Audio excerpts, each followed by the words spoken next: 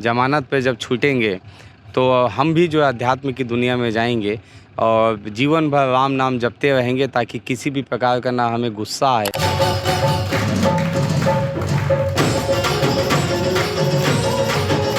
भगवान राम दरबार के साथ वहाँ पे भजन हुआ, भंडारा हुआ और साथ में भगवामय राममय से पूरा सजाया गया और कैदियों में जो उत्साह है वो देखते ही बन रहा था। तो मुझे लगता है कि इस प्रकार से कोई और जेल भारतवर्ष में नहीं हो सकता।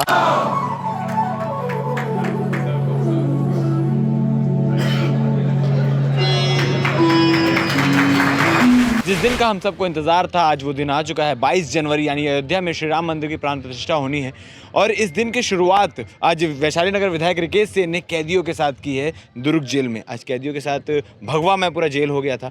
भजन संध्या भी हुआ, भजन भी हुआ और भजन के साथ साथ पूजा अर्चना प्रसाद भी वितरण किए गए। कैसा पूरा दिन रहा? दिन की शुरुआत कैसी रही? देखिए, अयोध्या से लाइव चल रहा है प्राण प्रतिष्ठा का कार्यक्रम और 500 साल बाद रामलला की वापसी हो रही है। पूरा देश राममय हो चुका है। आज हमने ये तय किया कि दुर्ग जेल के बंदियों के साथ, कैदियों के साथ मिल के यहाँ पे भजन पूजा पाठ, क्योंकि अंदर जेल में राम दरबार है और जिस प्रकार से राम दरबार को कैदियों ने सजाया था, बंदियों ने सजाया था, ऐसा लग रहा था कि मैं अयोध्या में हूँ। और इनके साथ जिस प्रकार से कान्हा महाराज और देवा महाराज जी का जो भजन हुआ और जिस प्रकार से कैदी झूम रहे थे, इससे एक ऐसा वातावरण बना कि जैसा लग रहा था कि हम अयोध्या में ही मौजूद हैं। और आज एक इस प्राण प्रतिष्ठा के अवसर पे कैदियों ने जो एक बात कही, बंदियों ने, कि निश्चित रूप से जब हम यहाँ से निकलेंगे अपराध के इस अपनी सज़ा ख़त्म होने के बाद, जमानत पे जब छूटेंगे तो हम भी जो है अध्यात्म की दुनिया में जाएंगे और जीवन भर राम नाम जपते रहेंगे ताकि किसी भी प्रकार का ना हमें गुस्सा आए, ना हम आक्रोशित रहें, ना क्षणिक भर की जो उत्तेजना होती है वो ना हो। तो इस बात को लेके आज इन्होंने एक शपथ लिया है और मुझे ऐसा लगता है कि बहुत कारगर सिद्ध हुआ है और भारतवर्ष का पहला जेल दुर्ग जेल बना, जहाँ पे भगवान राम दरबार के साथ वहाँ पे भजन हुआ, भंडारा हुआ और साथ में भगवामय राममय से पूरा सजाया गया और कैदियों में जो उत्साह है वो देखते ही बन रहा था। तो मुझे लगता है कि इस प्रकार से कोई और जेल भारतवर्ष में नहीं हो सकता। मैं यहाँ के जेलर आदरणीय राय साहब को मैं बधाई और साधुवाद देता हूँ कि आप निश्चित रूप से सभी लोगों को अनुशासन में लाने के लिए, लोगों के विचार में अपराध की दुनिया से दूर हो, उसके लिए आप अनेक प्रयास करते हैं।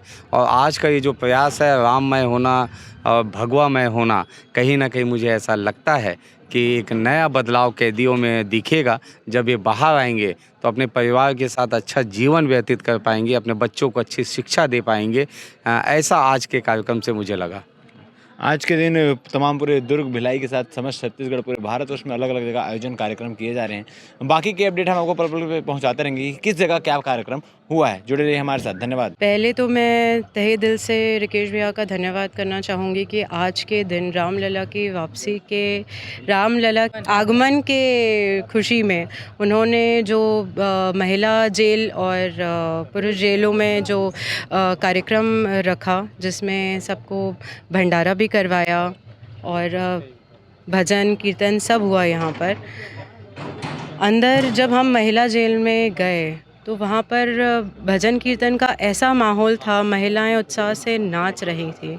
लगा कि रामलला की जब आगमन हुआ है आज भारतवर्ष में, इतने समय के बाद, जिस पल का हम सब भारतीयों को बहुत बेसब्री से इंतज़ार था, वो इंतज़ार आज ख़त्म हुआ। सब बहुत उत्साहित थे और यहाँ के जो जेलर साहब हैं और मैडम हैं, उन्होंने बहुत संयम से सबको नियंत्रण में रखा हुआ है। बहुत साफ़ सफाई जेल के अंदर रखी हुई है। माता रानी का मंदिर है अंदर, बच्चे भी थे, सब राम नाम का भजन कीर्तन कर रहे थे और ये देखकर दिल से बहुत खुशी हुई। अपना देश ही नहीं, विश्व भर में जहाँ जहाँ भारत के नागरिक हैं, अभी मैं अपने घर से निकला सुबह, तो कोई ऐसी गली नहीं है, कोई ऐसा मंदिर नहीं है, कोई ऐसा जगह नहीं जहाँ भंडारा ना हुआ हो, कहीं पे ऐसा कोई जगह नहीं, कोई ऐसी सड़क नहीं जो पूरा भगवामय और राममय ना हुआ हो। ऐसी एक एक गली पूरे भारतवर्ष में ऐसे सजाया गया है मानो सचमुच उस समय जिस समय वनवास से लौटे होंगे अयोध्या रामलल्ला, वैसा ही स्वागत आज पूरे भारतवर्ष के लोग कर रहे हैं। और मैं तो धन्यवाद दूंगा क्योंकि भगवान कोई ना कोई माध्यम देता है। आज हम लोग भजन सुने और हम लोग राम राम जपे, इसके लिए भगवान राम ने हमको एक माध्यम दिया। वो माध्यम है कान्हा महाराज जी और देवा महाराज जी और भगवान राम ने आप लोगों के लिए इनको भेजा। और सही मायने में आज इस प्रकार से मुझे तो ऐसा लगता है कि 2 घंटे हो चुके हैं, 2.5 घंटे, लेकिन ये शाम तक भी भजन गाते तो शायद हम लोग हिलते नहीं और लगातार जो है लगातार हम लोग सुनते रहते हैं। ऐसी कोई प्राण प्रतिष्ठा बोल रहे थे ना भी महाराज जी, ये तो अयोध्या है, अभी तो क्या बचा है, मथुरा बाकी है। तो निश्चित रूप से और एक सबसे बड़ा तो मैं आप लोगों के साथ एक भगवान रहते हैं हमेशा, मैं उनको अधिकारी नहीं मानता। इस जेल के जेलर आदरणीय राय साहब हम लोगों ने किया, शासन ने भी किया।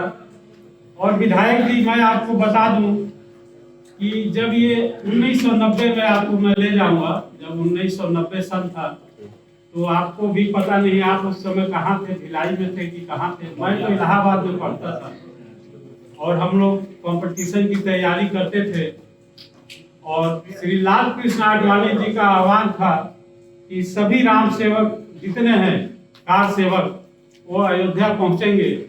और महोदय, आपको ये जानकर आश्चर्य होगा कि अयोध्या जाने के 4-5 रास्ते हैं। एक लखनऊ से जाता है, एक इलाहाबाद से जाता है, एक सुल्तानपुर से, एक उधर गोरखपुर से आता है।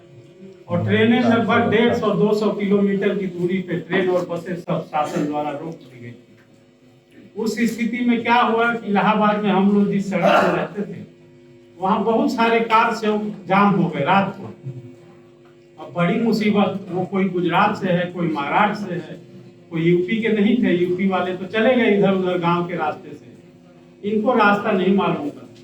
अब हम लोग बहुत सारे लड़के निकले अपने अपने कमरों से, सबको खाना पानी खिलाया गया, पिलाया गया।